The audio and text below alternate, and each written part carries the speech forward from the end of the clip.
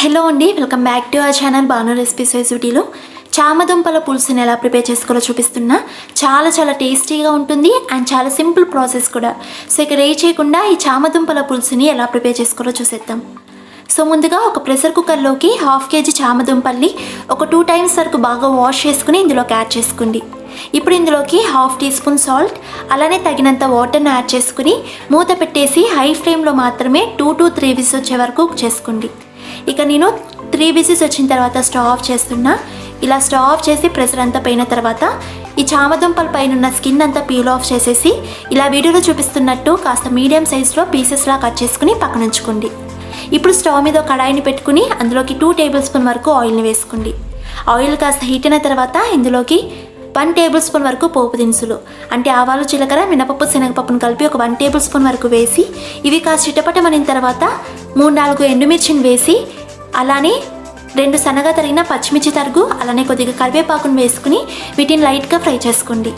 ఇవి లైట్గా ఫ్రై అయిన తర్వాత ఒక పెద్ద సైజ్ ఆనియన్ తరుగుని వేసి ఆనియన్స్ జస్ట్ పచ్చివాసన పోయే వరకు ఫ్రై చేసుకోండి. మరీ ఎక్కువగా ఫ్రై చేయాల్సిన అవసరం లేదు. ఇలా పచ్చివాసన పోయే వరకు ఫ్రై చేసుకున్న తర్వాత ఇందులోకి 1 tablespoon వరకు అల్లం వెల్లుల్లి పేస్ట్ వేసి పచ్చివాసన పోయే వరకు ఫ్రై చేసుకోండి. తర్వాత 1/2 teaspoon పసుపు వేసి ఒకసారి బాగా మిక్స్ చేసుకున్న తర్వాత 3 మీడియం సైజ్ టొమాటోస్ని ఇలా సన్నగా కట్ చేసుకుని యాడ్ చేసుకోండి. ఇలా టొమాటోస్ వేసిన తర్వాత బాగా మిక్స్ చేసుకుంటూ మీడియం ఫ్లేమ్లో మాత్రమే టొమాటో సాఫ్ట్గా అయ్యే వరకు కుక్ చేసుకోండి.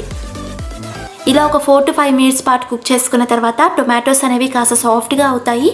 ఇప్పుడు ఇందులోకి ఒక 1 tablespoon వరకు కారం, 1 teaspoon ధనియా పౌడర్, అలానే మీ టేస్ట్కి తగినట్టు సాల్ట్ని యాడ్ చేసుకుని బాగా మిక్స్ చేసుకుంటూ మీడియం ఫ్లేమ్లో మాత్రమే ఈ పొడులన్నీ పచ్చివాసన పోయే వరకు ఫ్రై చేసుకోండి. ఇలా ఫ్రై చేసుకున్న తర్వాత ఇందులోకి 1/2 cup చింతపండు రసాన్ని యాడ్ చేసుకోండి. ఇలా చింతపండు రసం వేసుకున్న తర్వాత బాగా మిక్స్ చేసుకుంటూ మూత పెట్టేసి మీడియం ఫ్లేమ్లో మాత్రమే ఆయిల్ సపరేట్ అయ్యే వరకు కుక్ చేసుకోండి. అంటే ఒక 3 to 4 minutes పాటు కుక్ చేసుకోండి.